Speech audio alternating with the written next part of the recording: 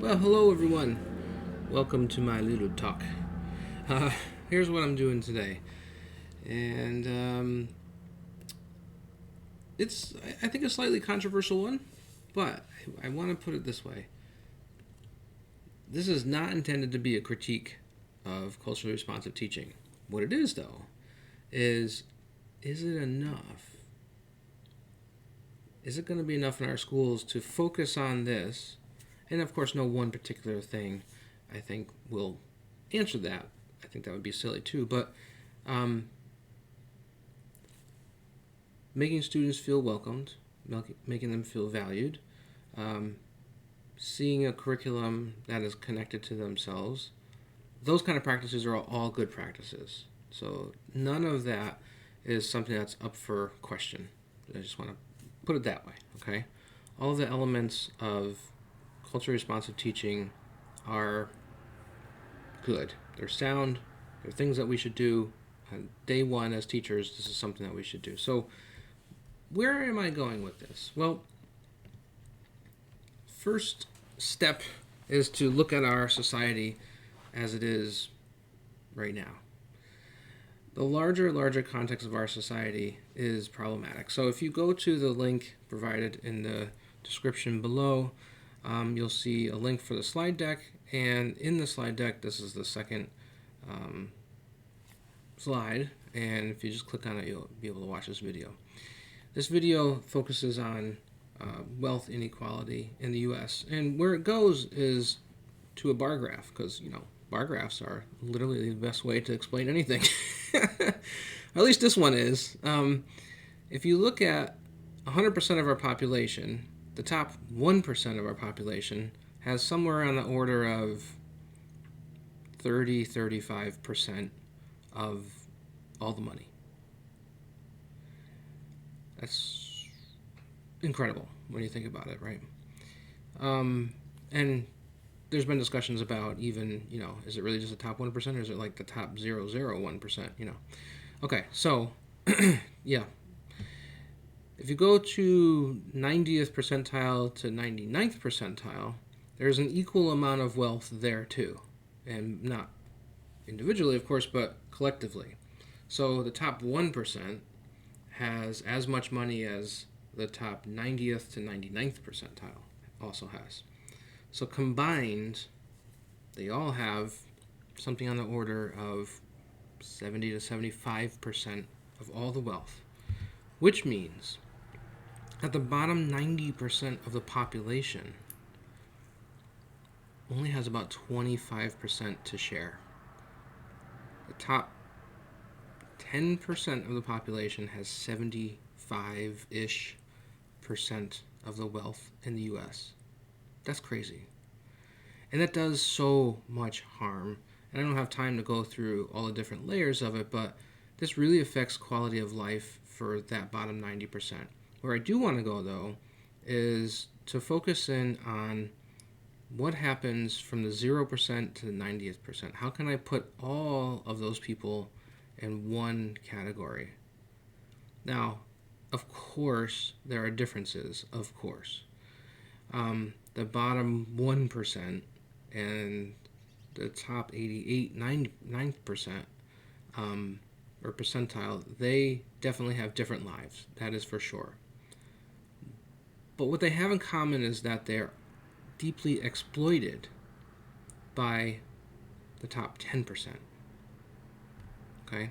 The top 10% is this group here, right? All of this. Their goal is to accumulate as much wealth as possible. And to do that, they have to take it from employees, essentially, leverage and use employees. By take it, I don't mean take necessarily their money, but take their time, take their labor, take the things that they do so that the money flows to them. No, over there. There we go. Flows to these people here. So that the setup right now, the staging, is that our society is built so that the bottom 90% works in service to the top 10%, especially the top 1%, right? So there's a huge amount of the population that serves a very small amount of the population. So there is a minority rule here within our society. And it's not something that we often like to acknowledge or feel comfortable acknowledging, because it is part of our culture, which I'm going to get into. It really questions the foundation of our culture if we start to really take this seriously. Right now in schools, the narrative is that if somebody goes to school and they're coming from poverty or from working class poor or working class, and they do their homework, get good grades, go to college, right, graduate, that they're likely to move into a different, we'll say, wealth zone. Okay? And if that happens, we call that social justice. And that's about as much as we really state when we're talking about social justice and how public education is geared toward helping people. The bottom 90% of the population is going to public schools, whereas the top 10% is generally not. Right? Some, but definitely not all. So when we are teaching in public schools, we're teaching the bottom 90% almost exclusively. And that being said, the only tolerable outcome seems to be going from one version of being exploited to another version of being exploited, right?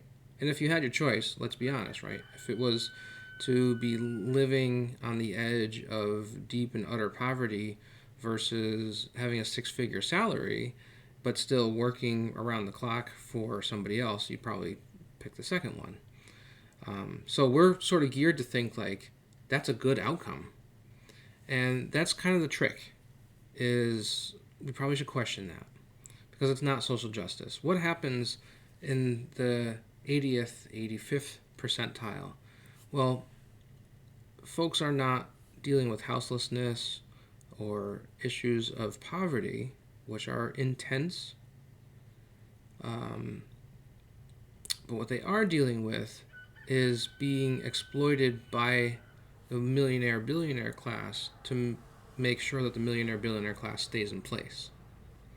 So the upper middle class, 80th, 85th percentile, they're working around the clock. They're thinking to themselves that they've made it, they got it, the American dream is theirs, they're doing great. But they're struggling mentally, emotionally, socially, and otherwise, because the fear of dropping out of that upper middle class status is real. And so that becomes a very fear-driven way of conducting life. And so the last thing you want to do is lose your job. You don't want to lose that more expensive house or that more expensive car, or lose what could potentially be more money to spend on things like college and universities and so forth, right? More expensive vacations. These are things that people do in the upper middle class because we're told that that's the American dream. So we do those things. In a society that is built with this particular kind of cultural construction, it makes sense, and I'm putting that in quotes, that social justice would mean being a different kind of exploited person. Okay? Now, let's put that aside for just 1 second. What is culturally responsive teaching? As I said before, there's a whole set of different practices that really focus on just a few things, which is to make sure that all students feel welcomed and valued and feel connected to what they're learning. And those are all good things. That being said, what happens when we put these two things together? And I like doing this kind of thinking because I think we're all too often we're looking at things that already have relationships in our mind, and we feel comfortable doing that. But I think we need to put together things that don't necessarily sit side by side in our thinking. So we have this thing called the wealth inequality within the U.S. and globally. It is pretty damaging. It's pretty rough on the vast majority of the population. And then people come along and say, well, we should have more culturally responsive teaching. That will make our students feel more valued, make our students feel, all the positive things that I said before. And again, yes, let's do that. What effect will that have, though, if we just, in public education, laser beam focus on culturally responsive teaching? Let's make all of our classes and all of our schools much more culturally responsive. Now what? What happens? What's the outcome? Well, the outcome is that we have a student who feels more of those positive things, maybe succeeds and goes to colleges and university, whatever, and they go and get a job. Well, they literally just did the thing that I talked about before. That issue of this being social justice. This is a problematic view for the reasons that I've mentioned before. So, culturally responsive teaching, which is a set of very good practices, very much needed, by itself, if we just focus in without looking at the larger context, we have ourselves a problem. And it is this problem, right? This is not the way in which we should be thinking about how culturally responsive teaching is aiming. Let me rephrase that. Culturally responsive teaching is about all these powerful, wonderful, positive things. To then put somebody back into our society where very damaging things are happening, and yet to say the idea is that there's more social justice when somebody becomes a bigger participant in these problems, a bigger participant in the exploitation, we have ourselves a problem. So culturally responsive teaching is limited in terms of its current perspective of what the intended outcomes are. If the intended outcomes are to become an differently exploited person or to become an exploiter, clearly culturally responsive teaching is missing an outcome that would be aligned with its intentions. So, that being said, can we say that this is social justice as well? Obviously, that's the question. So, social justice, what is it? What do we mean by it? What is it that we're aiming for? And it doesn't have to be necessarily this phrase, but it could be things like, what is equity? What is, and those are the same kind of set of questions that run into the same problems. They run into the same wall. Okay, why? So let's get into this. Right now, we live in a society, and you can argue with this, of course, right? I'm just one person. But we live in a society that culturally puts competition as the centerpiece. So we have a culture of competition. We have been told, and we tell ourselves, that to comply, to apply ourselves with this in mind will lead to freedom. That we put all of our efforts into being a competitor, and that in and of itself leads to freedom. Well, that's obviously really problematic, as I just said. In fact, nothing could really be more the opposite, right? What we really experience, though, is that competition via exploitation especially, and you see the bar graph in there once again as a reminder of this is the situation that we're living in. that leads to oppression. And really oppression for everybody, even the exploiters themselves. To be an exploiter is to also be oppressed. And that's one of the arguments that Paulo Freire made. Um, there is no freedom in this situation. But yet, we kind of get caught up in this mental trap because culturally, we keep reverting back to competition. It's our impulse, it's the way in which we function. So, we may have this disequilibrium to some extent in our head, but we're not putting these thoughts together very, very well. Let me go into the competition culture a bit more. We see the competition culture underpinning so many parts of our society. And if you look at this list, and feel free to pause, but if you look at this list, there's really two main tiers. I don't have it organized this way, but there's really two main tiers.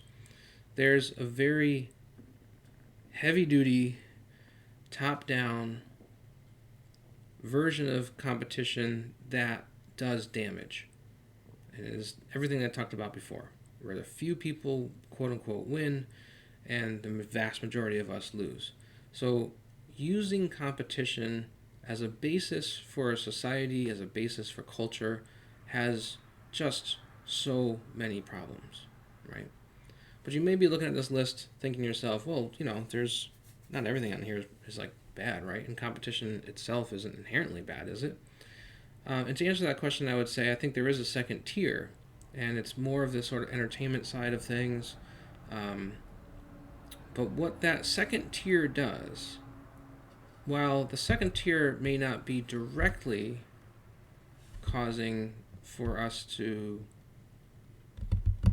hurt one another, what the second tier of competition is doing is legitimizing and normalizing competition so that it has the overall effect of us sort of conflating all competition as being good. So, the weekly top 40 of music is not necessarily something that's harmful, although maybe people in the music industry would have a different take on that than I do, and perhaps rightfully so, right? But anyway, let's go with that for just 1 second, which is that the weekly top 40 or the Oscars or whatever.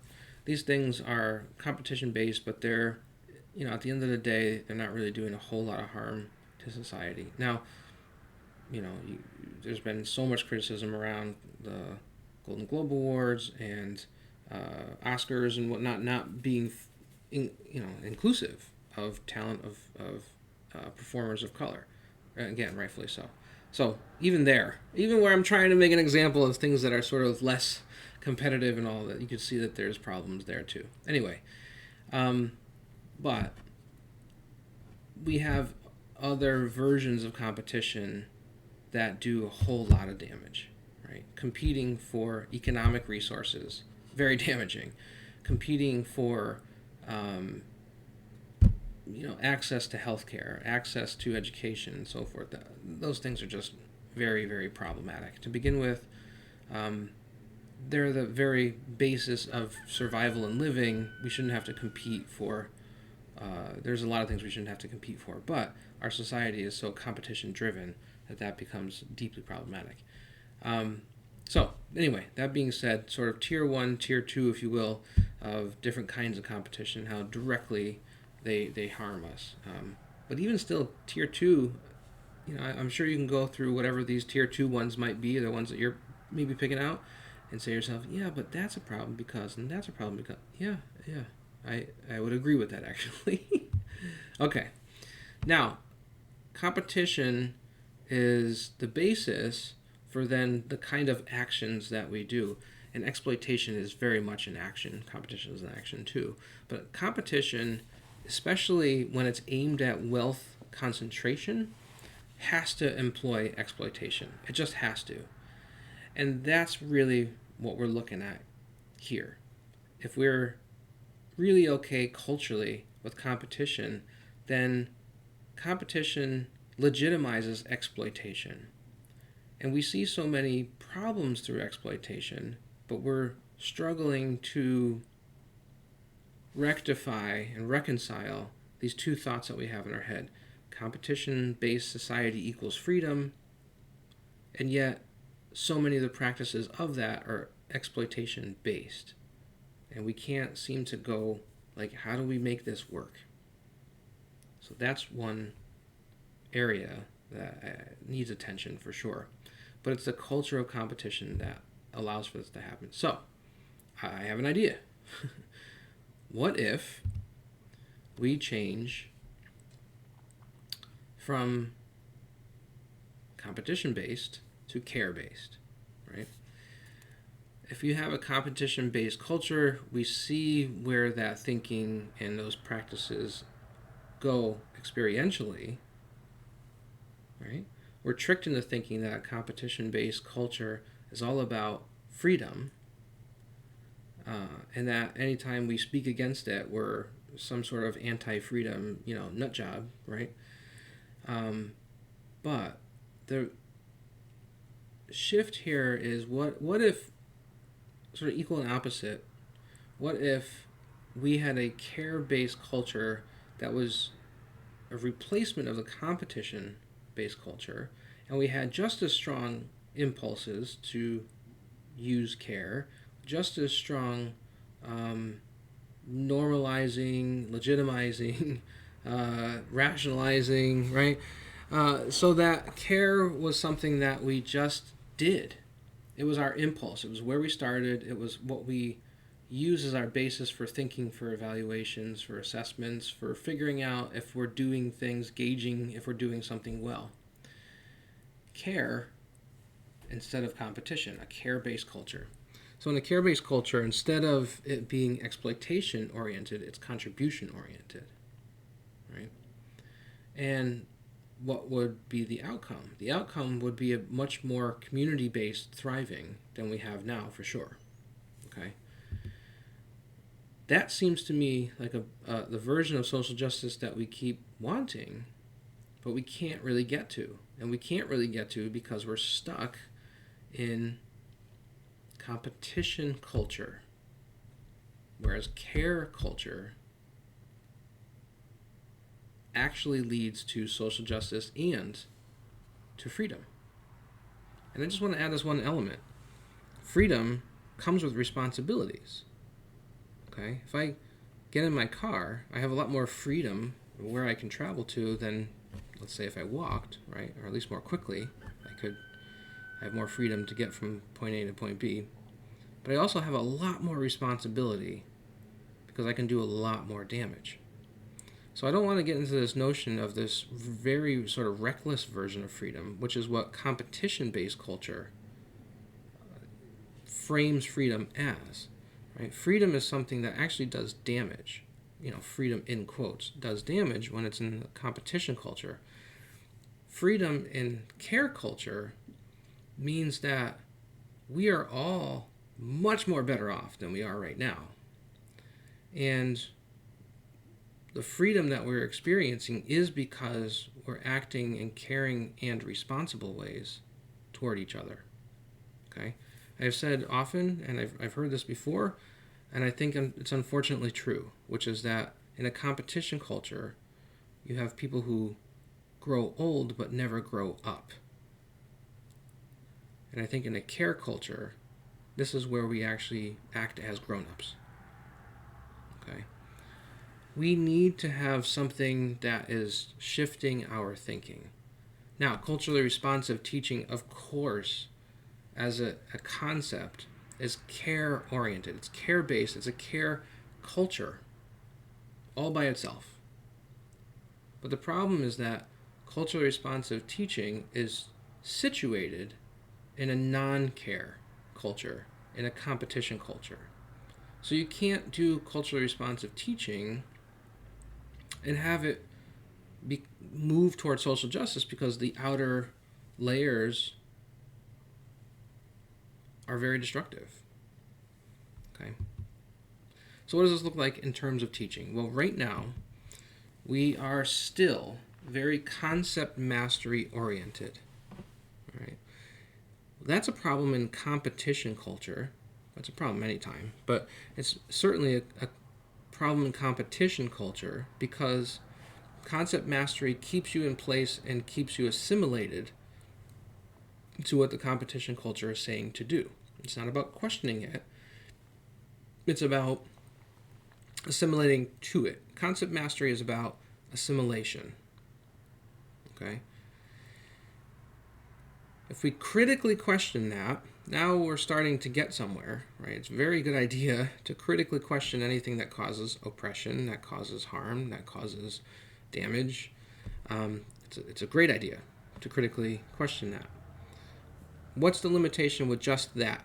Well, doing critical questioning or critical analysis leads to an initial bump in feeling empowered,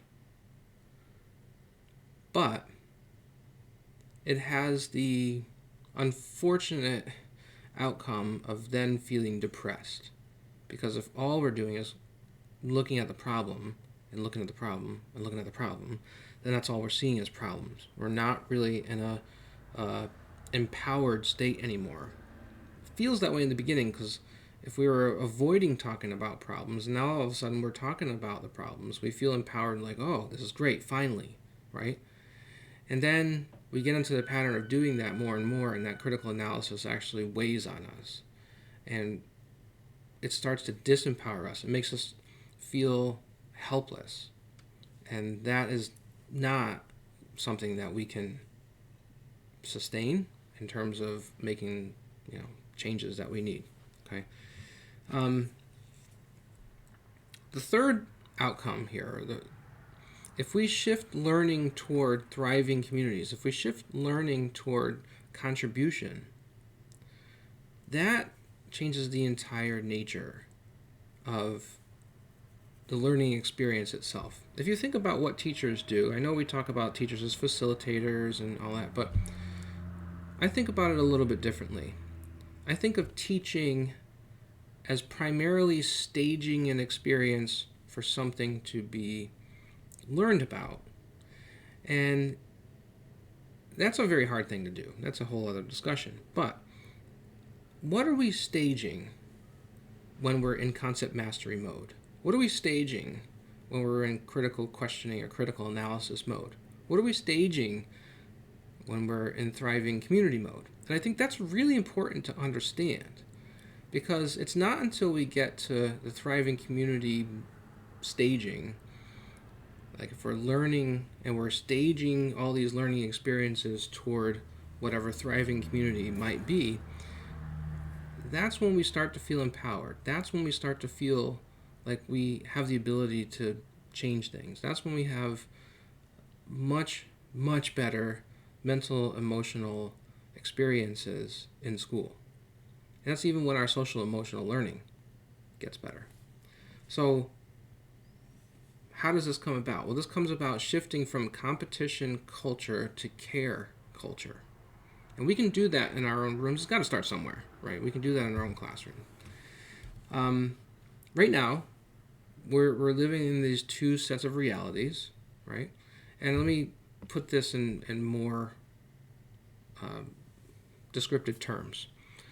You can read through these, and I certainly don't have the time to go through each one of them and describe them, but the idea is that right now we're in a competition culture, which is using exploitation. So obviously the purple area is what we're living in. A thrive-based culture, which would use care as its real base, has a whole different set of things that we do. So, take a look at this, right? Feel free to pause. What our students want is to learn how to do the transition. They know that we can't just jump to this thrive thing. Not that they're using necessarily the word thrive like I am, but the concept itself is, hey, can we move? Can we do something? Can we transition? So generations of students really want this to happen. Gen Z and Alpha especially. I mean, I wanted it. I'm Gen X, and I wanted it when I went to middle school, high school. And the times that it came up somewhat organically, it was like, yay, this is great. And then back we go. And learning and schooling was always very disappointing to me because now in retrospect I have the language for it, but at the time I always wanted to know, how do we make things better? How do we make our lives better? What do we need to learn so that we can, be the best versions of ourselves individually and collectively? And I never felt like learning went there. It was always just learning for the sake of learning for the sake of concept mastery, and that just fell flat for me every single time. Still does. All right, so here we are, back to this graphic, and what we're seeing is this question of what is culturally responsive teaching. Okay, so we know, sorry, not what is it, where is it? Where is it in terms of this graphic? So, again, just a reminder of what culturally responsive teaching is. And, it's not nothing. Again, it's all good stuff. But I think this is where it mainly sits, with inclusion, curiosity, openness, global awareness. But it's not everything either, right? So I think that it's something that we use because it's very positive, but it also recognizing that it has its own potential limitations. Same thing for social emotional learning, which is largely based in a response to school shootings and another discussion for another day, but somewhat limited approach, I think, with the same kind of problems. So where does it sit? I think it sits mainly there, just with responsibility-oriented mindset, social and individually, right? Self-awareness, social awareness, and so forth. Again, not bad things, but maybe more limited than we think. So what am I getting at here? Well, if we are shifting toward teaching toward thriving, what is it that we're capturing, right? And of course, it's all of this, hopefully. And all of this, just like anything else in life, should be questioned and looked at, and people make up their minds as to what they feel is important, not important, what we add to the list, take away from the list, all of that, right? None of this is meant to be in any form or another indoctrinating where we're, being forced to think about things in a certain way. So here's the last bit. And the question then is, how do we turn that into practice? And I think that the answer is, let's take many of the practices that we already have and reorganize them. And I think that will give us a nice path forward. Right? So we have these 4 phases for what can happen in a unit plan or over the course of a school year, whatever. I think of it in terms of a unit plan, but certainly can be modified for a lot of different purposes. So phase 1 is a very open exploration of some kind of an issue. And it's one that we care about, and coming at it from a care lens. And we do that kind of exploration in the beginning first. Before we really learn about any concepts, we're going to the internet, we're, digging into topics as we see them and how we want to initially learn about them.